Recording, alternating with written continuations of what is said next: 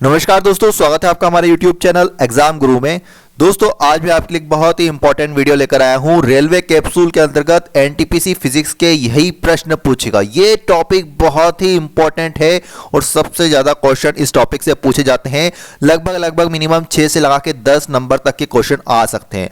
आपको मैं railway capsule के अंतर्गत सभी टॉपिक्स के क्वेश्चन दे रहा हूं। इसके पहले मैं केमिस्ट्री के दे चुका हूं, हिस्ट्री के दे चुका हूं, ज्योग्राफी के दे चुका हूं। अब ये फिजिक्स है, इसके बाद बायोलॉजी के भी आएंगे और स्पोर्ट्स के आएंगे, करंट अफेयर्स सभी का कैप्सूल आ रहा है, इसलिए आप चैनल से जुड़े रहिएगा। तो चलिए आज का हमारा फिजिक्स का मोस्ट इंपॉर्टेंट यही प्रश्न पूछेगा रेलवे स्टार्ट करते हैं। चलिए दोस्तों पहला क्वेश्चन देखिए स्क्रीन पर। बल का मात्रक क्या है? बताएंगे दोस्तों बल का मात्रक क्या है। तो नोट कीजिएगा दोस्तों, बल का मात्रक होता है आपका, मेरे साथ साथ कमेंट बॉक्स में आंसर देने की कोशिश कीजिएगा, बहुत ही इंपॉर्टेंट है, साथ साथ क्वेश्चन सीखिए। तो नोट कीजिए किलोग्राम मीटर प्रति सेकंड स्क्वायर। बल का मात्रक क्या होता है? किलोग्राम मीटर प्रति सेकंड स्क्वायर। मतलब ऑप्शन नंबर 20 क्वेश्चन का बिल्कुल सही उत्तर जाएगा। एक और बात याद रखिए, जो बल है वो एक सदिश राशि के अंतर्गत आता है। किसके आता है? सदिश राशि के अंतर्गत। ये पूछा जा सकता है क्वेश्चन में, ये वाला फैक्ट भी याद रखिएगा। चलिए अगले प्रश्न की ओर चलते दोस्तों। 1 माइक्रोन किसके बराबर होता है? तो नोट कीजिएगा दोस्तों, 1 माइक्रोन बराबर होता है, option number is right answer, 0.001 mm के बराबर होता है। ठीक है ना? तो ऑप्शन नंबर डी इस क्वेश्चन का बिल्कुल सही उत्तर जाएगा। 1 micron equal to 0.001 mm। Next question देखिए, अल्टीमीटर से क्या नापते हैं दोस्तों? वेरी इंपॉर्टेंट क्वेश्चन है, नोट कीजिएगा दोस्तों, अल्टीमीटर से क्या नापते हैं? तो नोट कीजिए दोस्तों, अल्टीमीटर से नापा जाता है भूतल से ऊंचाई। ठीक है ना? भूतल से ऊंचाई मापी जाती है कि कितने ऊंचाई पर है अल्टीमीटर से। ऑप्शन नंबर 20 क्वेश्चन का बिल्कुल सही उत्तर जाएगा। चलिए अगला प्रश्न देखिए स्क्रीन पर। न्यूटन के गति का कौन सा नियम जड़त्व की व्याख्या करता है? इनर्शिया। न्यूटन की गति का कौन सा नियम इनमें से जड़त्व की व्याख्या करता है? तो नोट कीजिएगा दोस्तों, ये करता है आपका न्यूटन के गति का प्रथम नियम। ठीक है ना? ऑप्शन नंबर इस क्वेश्चन का बिल्कुल सही रहेगा, वो जड़त्व की व्याख्या करता है law of inertia. Option number is right answer. Next question देखिए दोस्तों, किसी हवाई जहाज की ऊंचाई मापने के लिए प्रयुक्त उपकरण इनमें से कौन सा? जस्ट मैंने अभी 1-2 क्वेश्चन पहले बताया है, रिपीटेड क्वेश्चन है, घुमा के पूछा गया है। अगर आपको ऊंचाई ज्ञात करनी है तो किससे मापते थे हम? अल्टीमीटर से। तो हवाई जहाज में ऊंचाई पर उड़ता है तो उसकी जो ऊंचाई मापी जाती है वो अल्टीमीटर का प्रयोग करके मापी जाती है। तो मतलब ऑप्शन नंबर इस क्वेश्चन का बिल्कुल सही तो जाएगा दोस्तों। एक और चीज याद रखिए कि वायु की गति को मापने के लिए किसका प्रयोग किया जाता है? एनोमोमीटर का प्रयोग किया जाता है। और अगर आपको वायुमंडलीय दाब को मापना है तो बैरोमीटर का प्रयोग किया जाता है। ठीक है ना? तो ऑप्शन नंबर इस क्वेश्चन का बिल्कुल सही उत्तर जाएगा। यहां पर हमको ऊंचाई को मापना है वायुयान की, तो हमको अल्टीमीटर का प्रयोग करना पड़ेगा। नेक्स्ट क्वेश्चन देखिए, ऑप्टिकल फाइबर आमतौर पर किस में प्रयोग किया जाता है? बहुत बार एग्जाम में पूछा जाता है, सबने सुना भी होगा, सबने सुना है कि जो इंटरनेट चलता है मतलब संचार में प्रयोग किया जाता है, आमतौर पर संचार में प्रयोग किया जाता है ऑप्टिकल फाइबर। बहुत स्पीड से चलता है, प्रकाश के फॉर्म में यहां पर डेटा भेजा जाता है। ठीक है ना? यह प्रकाश के पूर्ण आंतरिक परावर्तन के सिद्धांत पर कार्य करता है। पूछा जा सकता है कि ऑप्टिकल फाइबर किस पर काम करता है, कौन से सिद्धांत पर? तो आपको बताना है कि पूर्ण आंतरिक परावर्तन के सिद्धांत पर कार्य करता है। ये क्वेश्चन पूछा जा सकता है, बिल्कुल इंपॉर्टेंट क्वेश्चन है फिजिक्स का। नेक्स्ट क्वेश्चन देखिए दोस्तों, डैश से होकर गुजरते पर प्रकाश की गति धीमी होती है। बताएंगे इनमें से किस में से होकर गुजरने पर प्रकाश की गति धीमी हो जाती है? दोस्तों अगर प्रकाश कांच से होकर गुजरता है तो उसकी गति बहुत धीमी हो जाती है। ठीक है ना? तो ऑप्शन नंबर से इस क्वेश्चन का बिल्कुल सही तो जाएगा। चलिए नेक्स्ट क्वेश्चन देखना दोस्तों। अगला क्वेश्चन स्क्रीन पर, किसी पिंड का गुणधर्म जो विश्व में अपनी स्थिति से स्वतंत्र है? बताएंगे दोस्तों। तो नोट कीजिए दोस्तों, option number is right answer, संहति। किसी पिंड का गुणधर्म जो विश्व में अपनी स्थिति स्वतंत्र है वो होता है संहति। उसका ऑप्शन नंबर डिस्कशन का बिल्कुल सही उत्तर जाएगा। नेक्स्ट क्वेश्चन देखिए, बहुत छोटे समय को मापने के लिए घड़ी का प्रयोग किया था। बताएंगे दोस्तों किस घड़ी का प्रयोग किया जाता है? बहुत छोटे समय को, बहुत न्यून समय को। तो दोस्तों ये किया जाता है आपकी आणविक घड़ी का। Option number B right answer, किसका प्रयोग किया जाता है? आणविक घड़ी का प्रयोग किया जाता है। नेक्स्ट क्वेश्चन देखिए दोस्तों, वायु में ध्वनि का वेग लगभग कितना होता है? बताएंगे, इंपॉर्टेंट क्वेश्चन रहेगा आपके एग्जाम्स के लिए। वायु में ध्वनि का वेग लगभग कितना होता है? तो 330 मीटर पर सेकेंड। नोट करना, इंपॉर्टेंट क्वेश्चन रहेगा आपके एग्जाम्स के लिए। 330 मीटर पर सेकेंड इज राइट आंसर। चलिए अगले क्वेश्चन की ओर चलते हैं दोस्तों। यदि वायुमंडल न हो तो दिन की अवधि? बताएंगे दोस्तों, स्पीड से कमेंट करेंगे। यदि वायुमंडल न हो तो दिन की अवधि पर क्या प्रभाव पड़ेगा? तो कम हो जाती है दोस्तों। क्या हो जाता है? कम हो जाती है। Option number is right answer. ठीक है ना? चलिए नेक्स्ट क्वेश्चन देखिए, जड़त्व आघूर्ण का मात्रक क्या है? बताएंगे दोस्तों जड़त्व आघूर्ण का मात्रक क्या है? तो नोट कीजिए दोस्तों, option number right answer, kilogram metre square. Option number 6 question का बिल्कुल सही उत्तर जाएगा, जड़त्व आघूर्ण का मात्रक क्या है, kilogram metre square. Next question देखिए स्क्रीन पर, किसी पिंड का अधिकतम भार बताएंगे। किसी पिंड का अधिकतम भार कहां पर होता है, तो दोस्तों ये होता है निर्वात में होता है। कहां पर होता है, निर्वात में होता है। ऑप्शन नंबर डी इस क्वेश्चन का बिल्कुल सही उत्तर होगा। चलिए अगला प्रश्न, अगर गर्म कॉफी के प्याले को कमरे में धातु को मेज पर रखा जाए तो किसी निम्नलिखित तरीके से उसकी ऊष्मा नष्ट होगी, बताएंगे किसके कारण होती है उसकी ऊष्मा नष्ट, किसमें से किसके कारण होती है, कौन से कारण होती है, तो नोट करना दोस्तों, चालन, संवहन, विकिरण और वाष्पन। ठीक है ना, चालन, संवहन, विकिरण, वाष्पन। आप तो ऐसे भी समझ सकते हैं, अगर आपने गर्म कॉफी पी रहे हैं और उसके प्याले को कमरे में धातु के मेज पर रखा जाएगा तो चालन, संवहन, विकिरण और वाष्पन विधि से उसकी ऊष्मा नष्ट होती है। ठीक है ना, तो ऑप्शन नंबर डी इस क्वेश्चन का बिल्कुल सही उत्तर होगा। नेक्स्ट क्वेश्चन देखिए, किसी झील की सतह का पानी बस जमने वाला है, झील के अधस्थल में जल का क्या तापमान होगा, तो दोस्तों ये होता है उसका option number D right answer 4 degree centigrade. ठीक है ना, नोट करना इंपॉर्टेंट क्वेश्चन रहेगा आपके एग्जाम्स के लिए। चलिए अगला प्रश्न देखिए, सूर्य से पृथ्वी तक पहुंचने में सूर्य के प्रकाश को कितना समय लगता है, सबको पता होगा, बहुत ही फेमस क्वेश्चन है। तो लगभग 8 मिनट का समय लगता है, मतलब 520 सेकंड के लगभग। ऑप्शन नंबर 20 क्वेश्चन का बिल्कुल सही उत्तर जाएगा दोस्तों, 520 सेकंड लगते हैं, 8 मिनट थोड़ा सा ऊपर सेकंड। नेक्स्ट क्वेश्चन देखिए, पहला दर्शन में एक पेट्रोल इंजन को पहचाना जाता है, बताएंगे दोस्तों, तो नोट करना दोस्तों, option number D is right answer, spark plug द्वारा। ऑप्शन नंबर डी इस क्वेश्चन का बिल्कुल सही उत्तर जाएगा।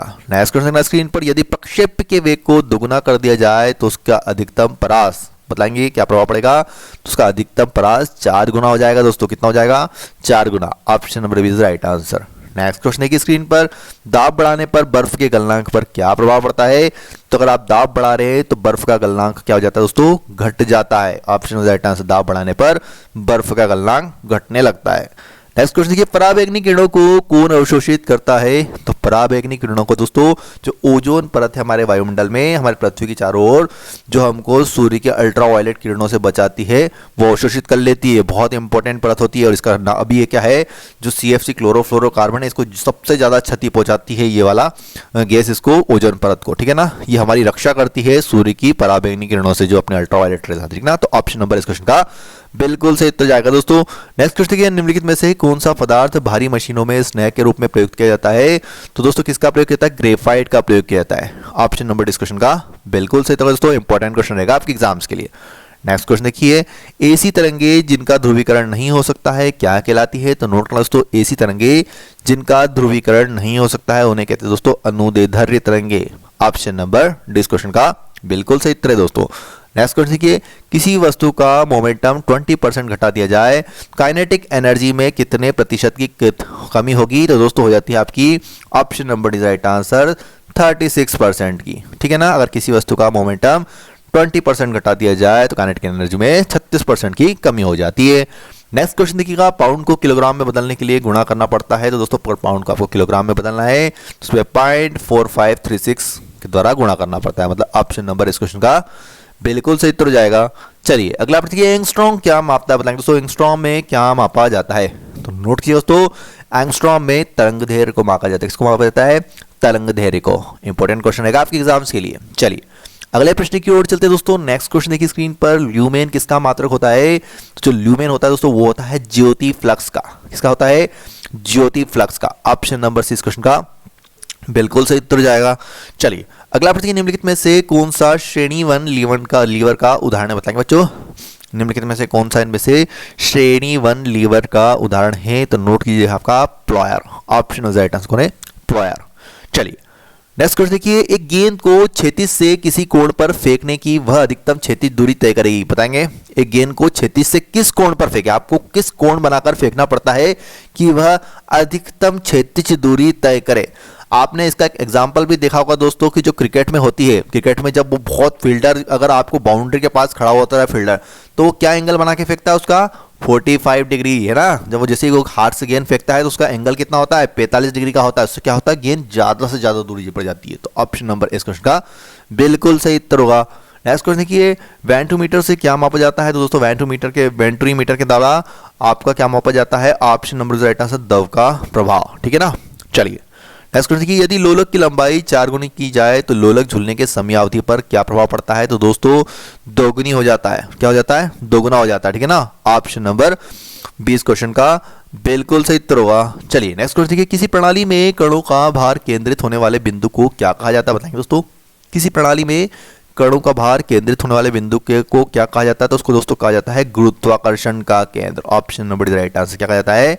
गुरुत्वाकर्षण का केंद्र। चलिए नेक्स्ट क्वेश्चन देखिए स्क्रीन पर, अगर किसी पिंड का हवा में भार 100 ग्राम है और पानी में डालने पर भार सिर्फ 92 ग्राम है तो उस पिंड का आयतन कितना होगा? तो नोट कीजिए दोस्तों, उस पिंड का आयतन होगा लगभग एट ऑप्शन नंबर इस क्वेश्चन का बिल्कुल सही उत्तर जाए। नेक्स्ट क्वेश्चन देखिए स्क्रीन पर, निम्नलिखित में से कौन सी भौतिक राशि है जो मात्रा में वृद्धि के बाद भी अप्रभावित रहती है? बताएंगे दोस्तों, कौन सी भौतिक राशि इनमें से मात्रा में वृद्धि के बाद भी अप्रभावित रहती है? तो दोस्तों ये होता है option number D right answer, उसका घनत्व।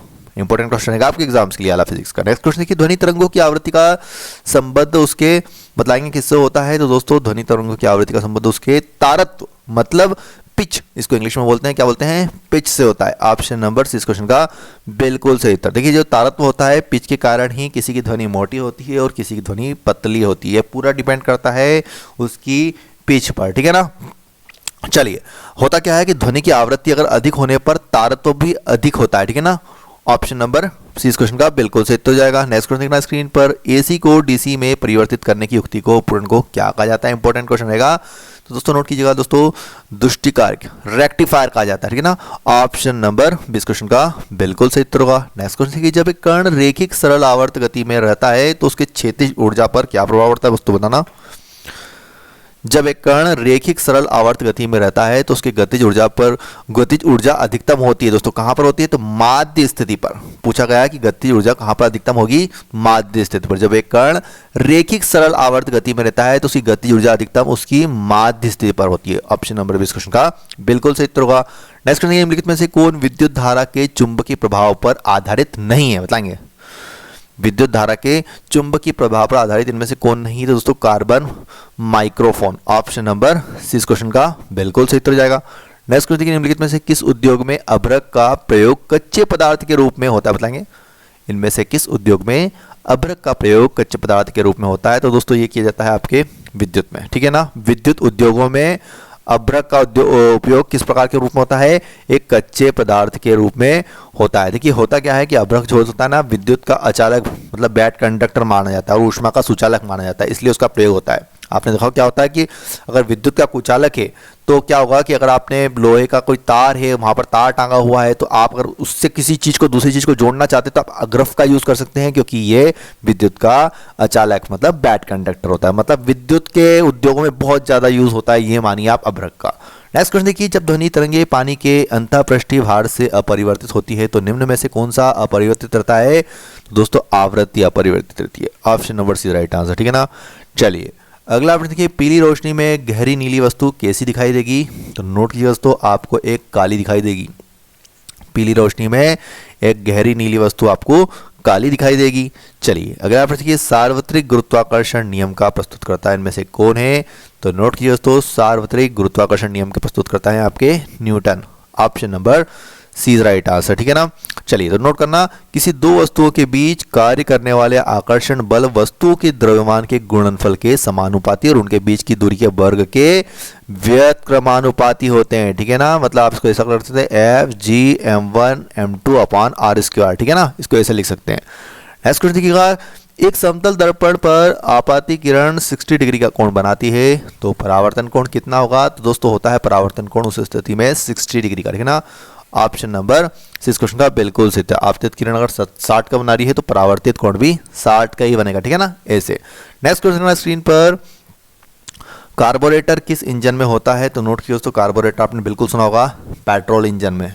जो आपकी पेट्रोल की गाड़ियां रहती है ना, जो बाइक है, कार है, तो कार्बोरेटर उसमें पाया जाता है। ऑप्शन नंबर इस क्वेश्चन का बिल्कुल सही उत्तर जाएगा। इस यंत्र के द्वारा क्या होता है दोस्तों? पेट्रोल तथा हवा का मिश्रण बनाया जाता है। क्या करता है यंत्र? पेट्रोल और हवा का मिश्रण बनाता है, ठीक है ना। Option number is right answer. Next question देखिए, तापमान को कितना कम कर देने से सभी गैसों का शून्य आयतन घेरेगी? तो मैंने आपको बताया था दोस्तों -273 डिग्री सेंटीग्रेड पर, ठीक है ना। ये क्वेश्चन मैंने रिपीट किया है आपको। चलिए अगला प्रश्न देखिएगा, गतिज ऊर्जा के वेग में 25% वृद्धि करने पर गतिज ऊर्जा पर क्या प्रभाव पड़ेगा? तो नोट करना दोस्तों, ऑप्शन नंबर राइट आंसर 56.25% की वृद्धि हो जाएगी। कितनी हो जाएगी? 56.25% की वृद्धि हो जाएगी।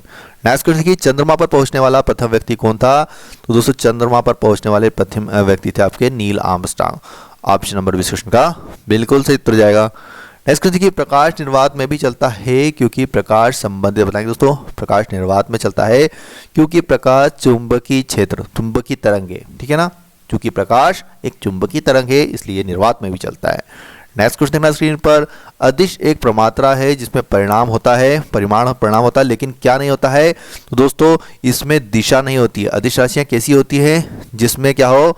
परिमाण हो लेकिन दिशा नहीं हो, ठीक है ना, तो उसे अदिश राशि, और दोनों चीज हो अगर दिशा भी हो साथ साथ तो उसे क्या कहने लग जाते हैं? फिर अपन सदिश राशियां कहने लग जाते हैं। नेक्स्ट क्वेश्चन देखिएगा, छोटे रंगीन टुकड़ों से बनने वाले आश्चर्यजनक आकारों को देखने के लिए उपयोग में लाया जाने वाला यंत्र इनमें से कौन सा है? तो नोट करना दोस्तों, इसको कहते हैं कैलिडोस्कोप। ऑप्शन राइट आंसर क्या कहा जाता है? इसको कैलिडोस्कोप कहा जाता है। नेक्स्ट क्वेश्चन देखिए, प्रकाशीय तेज निम्नलिखित सिद्धांत पर कार्य करता है? तो दोस्तों ये करता है आपके परावर्तन के सिद्धांत पर। किस सिद्धांत पर कार्य करता है दोस्तों? परावर्तन के सिद्धांत पर। चलिए अगला प्रश्न देखिए, सबसे कम तरंग लंबाई वाली किरणें इनमें से कौन सी है? तो ये दोस्तों होती है आपकी गामा किरणें। कौन सी किरणें होती है? गामा किरणें। Option number is right answer. Next question, निम्नलिखित में से कौन सा रंग दिया को अधिकतम दर्शनीय देता है? बताएंगे दोस्तों, निम्नलिखित में से कौन सा रंग दिया जो लैंप्स होते हैं उनको अधिकतम दर्शनीयता देता है? तो दोस्तों आपने देखा होगा रोडों पर पीले लैंप लगाए जाते हैं इसलिए, ठीक है ना, तो ऑप्शन नंबर सी इस क्वेश्चन का बिल्कुल सही उत्तर होगा। नेक्स्ट क्वेश्चन की, क्रायोजेनिक इंजनों का प्रयोग निम्नलिखित में से किस में होता है? इंपॉर्टेंट क्वेश्चन रहेगा आपके एग्जाम्स के लिए। क्रायोजेनिक इंजनों का प्रयोग निम्नलिखित में से किसमें होता है? तो नोट कीजिए दोस्तों, रॉकेट प्रौद्योगिकी में किया जाता है। किसमें किया जाता है? रॉकेट प्रौद्योगिकी। Option number C right answer. Next question की, सूर्य के प्रकाश में किस रंग का प्रकीर्णन सबसे अधिक होता है? तो दोस्तों सूर्य का जो प्रकाश होता है उसमें बैंगनी रंग का प्रकीर्णन सबसे अधिक और लाल रंग का प्रकीर्णन सबसे कम होता है, ठीक है ना, तो बैंगनी होगा इसका सही उत्तर। नेक्स्ट क्वेश्चन देखिए स्क्रीन पर, अगर किसी झील के ताल से ऊपर आते आते बुलबुले के आयतन में वृद्धि होती है तो उस बुलबुले पर लगने वाला दाब, बताएंगे दोस्तों, क्या होता है? तो कम होगा। उस बुलबुले पर लगने वाला दाब क्या हो जाएगा? कम हो जाएगा। Option number is right answer. Next question देखिए, निम्नलिखित द्रवों में से ऊष्मा का सबसे अधिक अच्छा चालक कौन सा है? तो ये दोस्तों पारा होता है। ऊष्मा का सबसे अधिक अच्छा चालक कौन सा है इनमें से? पारा। चलिए नेक्स्ट क्वेश्चन देखिए स्क्रीन पर, डॉक्टरों द्वारा रोगी व्यक्ति के पेट की आंतरिक परीक्षा हेतु प्रयुक्त अंतर्दर्शी प्रकाश, बताएंगे प्रकाश के तो पूर्ण आंतरिक परावर्तन पर निर्भर करता है। दोस्तों किस पर निर्भर करता है? पूर्ण आंतरिक परावर्तन पर। नेक्स्ट क्वेश्चन देखिए, किसी कक्षा से अलग उपग्रह का छोटा सा हिस्सा होता है जो, तो बताएंगे किसी कक्षा से अलग उपग्रह का छोटा हिस्सा अलग होता है तो अंतरिक्ष में वह घूमता रहेगा। दोस्तों अगर अलग हो जाता है ना तो वह अंतरिक्ष में घूमता रहता है, ठीक है ना। चलिए नेक्स्ट क्वेश्चन देखिए, किसी वस्तु को 30 मीटर से गिराने पर 30 सेकंड समय लगता है तो उसी वस्तु को 120 मीटर से गिराने में कितना समय लगेगा? दोस्तों अगर किसी वस्तु को आप 30 मीटर से गिराने पर 30 समय लगता है तो उसी वस्तु को 120 मीटर से गिराने पर दोस्तों 2t का समय लगेगा। कितना? 2t। ऑप्शन नंबर 20 क्वेश्चन का बिल्कुल सही उत्तर जाएगा दोस्तों, 2t सेकंड, है ना, क्योंकि ऊंचाई बढ़ने के साथ समय घट जाती है। नेक्स्ट क्वेश्चन देखना स्क्रीन पर। नेक्स्ट क्वेश्चन ना, जब वाष्प द्रव में घनीभूत होता है तो बताएंगे दोस्तों, जब वाष्प द्रव में घनीभूत होता है तो यह ऊष्मा का निष्कासन करता है। ऑप्शन नंबर सी इस क्वेश्चन का बिल्कुल सही उत्तर होगा। अगला प्रश्न की, एक्स किरणें पार नहीं कर सकती है तो दोस्तों एक्स नोट कीजिएगा, एक्स किरणें पार नहीं कर सकती है तो नोट कीजिए दोस्तों, ऑप्शन राइट आंसर मानव अस्थि को। एक्स किरणें किसको पार नहीं कर सकती है? मानव अस्थि को। नेक्स्ट क्वेश्चन देखिए, पोर्टलैंड सीमेंट में विनिर्माण के उपयोग के लिए ली गई कच्ची सामग्री इनमें से कौन सी है? तो दोस्तों एल्यूमिनियम, मिट्टी व जिप्सम का प्रयोग किया जाता है। इसका प्रयोग होता है एल्यूमिनियम, मिट्टी और जिप्सम का प्रयोग किया जाता है। चलिए अगला प्रश्न देखिए स्क्रीन पर, एक प्याले में चाय 90 डिग्री सेंटीग्रेड से 80 डिग्री सेंटीग्रेड तक ठीक 1 मिनट में ठंडी होती है तो 70 डिग्री सेंटीग्रेड से 60 डिग्री सेंटीग्रेड तक ठंडा होने में लगने वाला समय क्या होगा? दोस्तों तो दोस्तों ये होता है 1 मिनट से अधिक हो जाता है। क्यों हो जाता है? 1 मिनट से अधिक हो जाता है, ठीक है ना। ऐसा न्यूटन के शीतलन नियम के अनुसार होता है। किसके नियम के अनुसार होता है? ऐसा न्यूटन के शीतलन नियम के अनुसार होता है, ठीक है ना। तो ऑप्शन नंबर डी क्वेश्चन का बिल्कुल सही उत्तर जाएगा। चलिए नेक्स्ट क्वेश्चन देखिए स्क्रीन पर, किसी वस्तु का संवेग 5 सेकंड में 40 किलोमीटर प्रति सेकंड तक बढ़ने के लिए कितना बल लगाया होगा, बताएंगे दोस्तों। किसी वस्तु का संवेग 5 सेकंड में 40 किलोमीटर प्रति सेकंड तक बढ़ाने के लिए कितना बल लगाना होगा, तो दोस्तों ये लगाना होगा आपका option number C right answer 8 newton. कितना लगाना होगा, 5 सेकंड में 40 किलोमीटर प्रति सेकंड तक बढ़ाने के लिए आपको 8 न्यूटन बल लगाना होगा, क्योंकि संवेग बराबर दोस्तों क्या होता है आपका, द्रव्यमान इंटू वेग होता है, ठीक है ना। ऑप्शन नंबर द्रव्यमान इंटू वेग होता है। ऑप्शन नंबर 6 क्वेश्चन का बिल्कुल सही होता है। 40/5 कर दीजिए तो आप कितना हो जाएगा आपको 40। Option number C right answer. Next question देखिए दोस्तों, द्रव्यमान वस्तु में होती है दोस्तों गतिमान वस्तु में होती है, तो दोस्तों गतिमान वस्तु में क्या होती है, आपका ऑप्शन नंबर डिस्कशन का बिल्कुल सही है, गतिज ऊर्जा होती है। गतिमान वस्तु में क्या होती है, गतिज ऊर्जा होती है। नेक्स्ट क्वेश्चन देखिए, एक लोहे के हथौड़े को धूप में रखा जाए तो यह इसके लकड़ी के हत्थे से अधिक गर्म होगा, क्यों होगा बताएंगे दोस्तों। तो नोट करना दोस्तों, ऑप्शन इधर है ना, लोहा ऊष्मा का सुचालक होता है, इसलिए क्योंकि लोहा ऊष्मा का सुचालक होता है। ऑप्शन नंबर डिस्कशन का बिल्कुल सही उत्तर जाएगा। उत्प्लावी बल निर्भर करता है, बताएंगे दोस्तों उत्प्लावी बल इनमें से किस पर निर्भर करता है, तो ये विस्थापित तरल के केवल घनत्व पर निर्भर करता है। विस्थापित तरल के केवल घनत्व पर निर्भर करता है। नेक्स्ट क्वेश्चन देखिए स्क्रीन पर, इलेक्ट्रिक लैंप का आविष्कार किया, बताएंगे दोस्तों इलेक्ट्रिक लैंप का आविष्कार इनमें से किसने किया है, तो नोट कीजिएगा दोस्तों ये फोर्ड ने किया है। किसने किया है, फोर्ड ने। ऑप्शन नंबर क्वेश्चन का बिल्कुल सही उत्तर जाएगा। नेक्स्ट क्वेश्चन देखिए, कोई साइकिल सवार किसी मोड़ में घूमता है तो वह, बताएंगे दोस्तों कोई साइकिल सवार किसी मोड़ में घूमता है तो वह भीतर की ओर झुकता है। कहाँ पर झुकता है दोस्तों, हमेशा भीतर की ओर। Option number C right answer. Next question देखिए, किसी कंपनी पिंड के अपनी माध्य स्थिति से अधिकतम विस्थापित होने को क्या कहा जाता है दोस्तों, इसको कहा जाता है आपका आयाम कहा जाता है। क्या कहा जाता है, आयाम। Option number C right answer. Next question है बच्चों स्क्रीन पर, माइक्रोस्कोप प्रयुक्त किया जाता है बच्चों, तो नोट करना माइक्रोस्कोप सूक्ष्म वस्तुओं को देखने के लिए प्रयोग किया जाता है। इसके लिए प्रयोग किया है, सूक्ष्म वस्तुओं को देखने के लिए प्रयोग किया जाता है।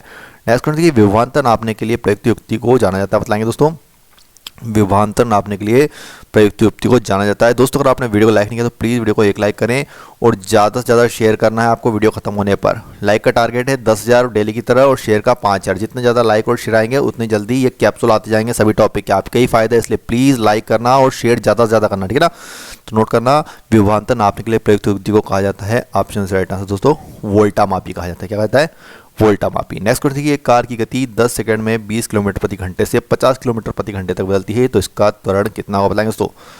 अगर एक कार की गति 10 सेकंड में 20 किलोमीटर प्रति घंटे से 50 किलोमीटर प्रति घंटे तक बदलती है, तो इसका त्वरण कितना होगा फटाफट बताएंगे। तो नोट करना दोस्तों, option number right answer 0.83 metre पर सेकंड स्क्वायर। अगर मैं बात करूँ त्वरण equal to v minus u upon t, ठीक है ना। तो 50 minus 20 upon 10 that is 30 upon 10 that is 3 kilometre पर second.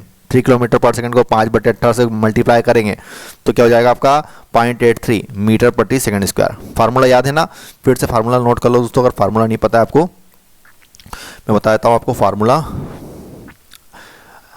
a equal to v minus u upon t, तो v माइनस यू कितना हो जाएगा आपका 50 माइनस 20, 50 में से 20 गए तो 30/10, तो a इक्वल टू कितना आ गया आपका 3 किलोमीटर पर सेकंड। लेकिन यहाँ पर मीटर प्रति सेकंड स्क्वायर में पूछा है, तो यहाँ पर 3 को अगर आप 5/18 से गुणा करेंगे क्योंकि आप मीटर प्रति सेकंड स्क्वायर में बदलना है, तो आपके पास फाइनली जाएगा 0.83 मीटर प्रति सेकंड स्क्वायर, ठीक है ना। Option number D right answer. Next question देखिए, जब हमें कोई ध्वनि सुनाई पड़ती है तो हम इसके स्रोत का अनुमान लगा सकते हैं दोस्तों ध्वनि की तीव्रता से। किससे लगाते हैं, ध्वनि की तीव्रता से। Option number right answer. Next question, वैज्ञानिक जिसने सर्वप्रथम यह खोज की कि पृथ्वी के चतुर्विध घूमती है, तो दोस्तों ये की थी सबसे पहले कॉपरनिकस के द्वारा। किसके द्वारा की गई थी, कॉपरनिकस के द्वारा। ऑप्शन नंबर 20 क्वेश्चन का बिल्कुल सही उत्तर होगा दोस्तों। नेक्स्ट क्वेश्चन कि यदि 100 वाट वाले 10 बल्ब प्रतिदिन 1 घंटा जलते हैं तो प्रतिदिन विद्युत ऊर्जा के उपभोग का मान कितना होगा, तो ये होगा दोस्तों 1 यूनिट। कितना होगा, प्रतिदिन 1 यूनिट विद्युत जलेगी, ठीक है ना। चलिए नेक्स्ट क्वेश्चन कि पास आती हुई रेलगाड़ी की सीटी की आवृत्ति या फिर तीक्ष्णता बढ़ती जाती है, ऐसा किस परिघटना के कारण होता है, तो दोस्तों ऐसा डॉपलर प्रभाव के कारण होता है। कौन सा प्रभाव है इसके पीछे, डॉपलर प्रभाव होता है। जब ट्रेन पास आती है तो सीटी की आवाज़ बढ़ती जाती है और तीक्ष्णता भी बढ़ती जाती है। हम लोग सूर्य को वास्तविक सूर्योदय से पहले और सूर्यास्त के बाद देख सकते हैं। इसका कारण क्या होता है दोस्तों, तो इसका कारण होता है मुख्य अपवर्तन। ऑप्शन नंबर से राइट आंसर। इंपॉर्टेंट क्वेश्चन रहेगा आपके एग्जाम्स के लिए वाला। नेक्स्ट क्वेश्चन क्या, कैमरे का कौन सा भाग मानव नेत्र के दृष्टिपटल रेटिना के सदृश है, तो ये क्वेश्चन बताया आपको, तो दोस्तों होता है आपका जो फिल्म, ठीक है ना। Option number right answer. जो कैमरे की फिल्म होती है वो मानव के रेटिना के सदस्य होती है, बराबर काम करती है उसके बराबर। नेक्स्ट क्वेश्चन है किसी स्वच्छ जल वाले तालाब की आभासी गहराई वास्तविक गहराई से कम दिखती है, इसका कारण क्या होता है? तो नोट करो दोस्तों, अपवर्तन के कारण होता है। ऐसा क्यों होता है? अपवर्तन के कारण होता है। चलिए नेक्स्ट क्वेश्चन है पर्दे पर प्रदर्शित पिक्सल की संख्या जानी जाती है, बताएंगे दोस्तों।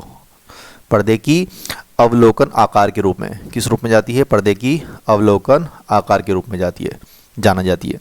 नेक्स्ट क्वेश्चन कि 1.5 मीटर लंबे व्यक्ति को अपने संपूर्ण प्रतिबिंब देखने के लिए आवश्यक दर्पण की न्यूनतम लंबाई कितनी होना चाहिए? तो अगर आपकी लंबाई 1.5 मीटर है तो आपको देखने के लिए ऑप्शन राइट आंसर 0.75 मीटर कितनी होनी चाहिए? आज दर्पण की न्यूनतम लंबाई 0.75 मीटर होना चाहिए, ठीक है ना। चलिए अगले प्रश्न की ओर चलते दोस्तों। नेक्स्ट क्वेश्चन देखिए स्क्रीन पर, ऊष्मा विकिरणों की गति होती है, तो दोस्तों ये होती है आपकी प्रकाश के बराबर। ऊष्मा विकिरणों की गति प्रकाश के बराबर होती है। नेक्स्ट क्वेश्चन देखिए, पुरुषों की अपेक्षा स्त्रियों के स्वर की तीक्ष्ण होने का कारण बताएंगे, उसकी क्या होती है? पुरुषों की अपेक्षा स्त्रियों के स्वरों के तीक्ष्ण होने का कारण उसकी उच्च आवृत्ति होती है, ठीक है ना। Option number A is right answer. Next question की स्क्रीन पर, भौतिक तुला कार्य करता है, तो ये दोस्तों समानांतर बल के नियम पर कार्य करता है। जो भौतिक तुला होती है वो समानांतर बल के नियम पर कार्य करती है। नेक्स्ट क्वेश्चन की, क्षितिज के समीप सूर्य और चंद्रमा दीर्घवृत्ताकार रूप में परिवर्तित होते हैं, इसका कारण क्या है? तो इसका कारण दोस्तों अपवर्तन होता है। क्या कारण होता है इसका? अपवर्तन। Option number B right answer. Next question, निम्नलिखित में से कौन सी सदिश राशि है? दोस्तों इनमें से कौन सी सदिश राशि है? तो ये आपकी त्वरण। त्वरण एक सदिश राशि है। वे राशियां जिनमें परिमाण के साथ दिशा भी हो सदिश राशियां कहलाती है। बता चुका हूं मैं आपको, जैसे कि आपको एग्जांपल देता हूं, विस्थापन, वेग, त्वरण, बल, संवेग, बल आघूर्ण, विद्युत तीव्रता, धारा, घनत्व, चुंबक क्षेत्र, चुंबकीय तीव्रता, चुंबकीय प्रेरण, ये सारी सदिश राशियां हैं। जितना मैंने बोला फिर से सुन लो, विस्थापन, वेग, त्वरण, बल, संवेग, बल आघूर्ण, विद्युत तीव्रता, धारा, घनत्व, चुंबकीय क्षेत्र, चुंबकीय तीव्रता, चुंबकीय प्रेरण, त्वरण, ठीक है ना। चलिए नेक्स्ट क्वेश्चन देखिएगा, जड़त्व आघूर्ण व कोणीय त्वरण का गुणनफल होता है, तो इसे दोस्तों कोणीय संवेग कहा जाता है। क्या कहता है? कोणीय संवेग। इसका एसआई मात्रक क्या होता है? तो किलोग्राम मीटर स्क्वायर प्रति सेकंड होता है, ठीक है ना। चलिए नेक्स्ट क्वेश्चन, आकाश का रंग प्रायः नीला क्यों दिखाई पड़ता है? तो दोस्तों ये हमको प्रकीर्णन के कारण होता है। ऐसा क्यों होता है? प्रकीर्णन के कारण। नेक्स्ट क्वेश्चन की, जड़त्व आघूर्ण व कोणीय संवेग का गुणनफल क्या होता है? तो दोस्तों से कोणीय संवेग की रिपीटेड क्वेश्चन है, टाइप होगा एक और बार, कोई दिक्कत नहीं है। नेक्स्ट क्वेश्चन देखिएगा, निम्नलिखित में से कौन मैग्नीफाइंग ग्लास की भांति प्रयुक्त होता है? तो दोस्तों इसका अभिसारी लेंस का प्रयोग किया जाता है। इसका प्रयोग किया जाता है मैग्नीफाइंग लेंस की तरह अभिसारी लेंस का। नेक्स्ट क्वेश्चन देखिए, दो असमान द्रव्यमानों की गतिज ऊर्जा समान है तब अधिक द्रव्यमान का वेग, बताएंगे दोस्तों। दो असमान द्रव्यमानों की गतिज ऊर्जा अगर समान है तब अधिक द्रव्यमान का वेग ज्यादा होगा, ठीक है ना। जिसका अधिक द्रव्यमान है उसका वेग आवेग ज्यादा होगा। Option number is right answer. Next question की स्क्रीन पर, निम्नलिखित में से किसी ध्वनि का तारत्व अधिक होगा, बताएंगे दोस्तों। इनमें से किस ध्वनि का तारत्व मतलब पिच अधिक होगी? तो मच्छरों की भिनभिनाहट आपने सुनी होगी। अगर भिनभिन अगर आप सो रहे हैं रात को, अगर थोड़ा सा भी अगर एकदम शांति हो, एक मच्छर भी अगर ऊँ करता हुआ आ जाता है तो आपको सुनाई दे देता है, समझ गए होंगे। ऑप्शन राइट आंसर मच्छरों की भिनभिनाहट, ठीक है ना। चलिए नेक्स्ट क्वेश्चन की स्क्रीन पर, ध्वनि तीव्रता की डेसिबल में वह अधिकतम सीमा जिससे ऊपर व्यक्ति सुन नहीं सकता है। अगर आप 95 से ऊपर निकल जाएगी तो व्यक्ति सुन नहीं सकता, 95 डेसिबल से ऊपर हम सुन नहीं सकते। Option number is right answer. Next question, किसी पिंड का भार उत्तरी ध्रुव और विषुवत रेखा पर क्रमशः W और W है यदि प्रत्येक क्वेश्चन टाइप नहीं हुआ है, ठीक है ना। ऑप्शन नंबर 20 क्वेश्चन का बिल्कुल सही, WP में कोई परिवर्तन है, यहाँ पर WP है। ऑप्शन नंबर 20 क्वेश्चन का बिल्कुल सही उत्तर हो जाएगा, ठीक है ना। चलिए नेक्स्ट क्वेश्चन स्क्रीन पर, प्रकाश वर्ष इकाई होती है, बताएंगे दोस्तों। प्रकाश वर्ष किसकी इकाई होती है? इंपॉर्टेंट क्वेश्चन है, बहुत बार एग्जाम में पूछा जाता है। तो दोस्तों ये होती है दूरी की इकाई होती है। एक प्रकाश वर्ष अगर मैं बोल रहा हूँ आपको, ध्यान से सुनना, एक प्रकाश वर्ष अगर मैं बोल रहा हूँ आपको, तो ये मान लीजिए कि प्रकाश द्वारा एक वर्ष में तय की गई दूरी, और प्रकाश की स्पीड आपको पता ही है 3 × 10⁸ मीटर पर सेकंड होती है। मतलब एक वर्ष में प्रकाश जहाँ तक निकाले उसे एक प्रकाश वर्ष कहते हैं, इसको दूरी की इकाई बोलते हैं। बहुत ही ये ब्रह्मांड में बहुत दूरी पर जो तारे स्थित होते हैं उनको नापने के लिए की जाती है। नेक्स्ट क्वेश्चन की, ऊष्मा को विद्युत ऊर्जा में रूपांतरित करने के लिए प्रयोग किया जाता है, तो दोस्तों ताप युग्म का प्रयोग किया है। ऑप्शन नंबर भी राइट आंसर, ठीक है ना। नेक्स्ट क्वेश्चन देखिए स्क्रीन पर, निम्नलिखित में से कौन सी प्रक्रिया वृष्टि का रूप नहीं है? तो दोस्तों यह आपका ऑप्शन जलप्रपात नहीं है, ठीक है ना। चलिए अगला प्रश्न की स्क्रीन पर, ध्वनि का अधिकतम वेग क्या होता है? तो दोस्तों ध्वनि का अधिकतम वेग होता है दोस्तों इस्पात में होता है। इनमें किसमें होता है? ध्वनि का अधिकतम वेग इस्पात में होता है। ऑप्शन नंबर इस क्वेश्चन का बिल्कुल सही उत्तर है। अगर वायु में बात करूं तो 332 मीटर प्रति सेकंड होता है, जल में 1450 मीटर पर सेकंड होता है, कांच में 5640 मीटर पर सेकंड होता है, भाप में 405 मीटर पर सेकंड होता है, और लोहे की बात की जाए तो लोहे में भी बहुत होता है, ठीक है ना। तो सबसे ज़्यादा किसमें होता है? इस्पात में होता है। नेक्स्ट क्वेश्चन, 20 किलोग्राम के एक पिंड को भूमि के ऊपर 1 मीटर की ऊंचाई पर बनाए रखने हेतु आवश्यक कार्य क्या होता है? दोस्तों ये होता है शून्य होता है। ये हमने बहुत बार डिस्कस भी किया है, ठीक है ना, शून्य होता है। तो दोस्तों आज का हमारा ये कैप्सूल फिजिक्स का कंप्लीट होगा। सभी टॉपिक के कैप्सूल आ रहे हैं, बिल्कुल भी मिस मत कीजिएगा। Physics, chemistry, biology, history, polity, geography, sports, economy और आपको करंट सभी के टॉपिक का कैप्सूल दे रहा हूँ। ये कैप्सूल सीरीज बिल्कुल फॉलो कीजिएगा, इसलिए सब्सक्राइब करके बेल आइकन दबाइए। और लाइक का टारगेट है आज हमारा 10,000। जितने ज़्यादा लाइक आएंगे उतने ही जल्दी मैं आपके लिए कैप्सूल सीरीज बहुत इंपॉर्टेंट वीडियो आ रहे हैं, बिल्कुल कंप्लीट करेंगे। बिल्कुल इनमें से क्वेश्चन आएंगे आपके 3 से 7, 4 से 7, 8 से 10, 6 से 10, 6 से 12 क्वेश्चन तक आ सकते हैं इससे। तो ये और शेयर, आपको शेयर का टारगेट भी दिया गया है 5,000 शेयर, ठीक है ना। लाइक और शेयर दबा के करें और नए बच्चे सब्सक्राइब करके बेल आइकन दबाना तो नोटिफिकेशन मिलने लगेगी। वीडियो देखने के लिए बहुत बहुत धन्यवाद। जय हिंद, जय भारत।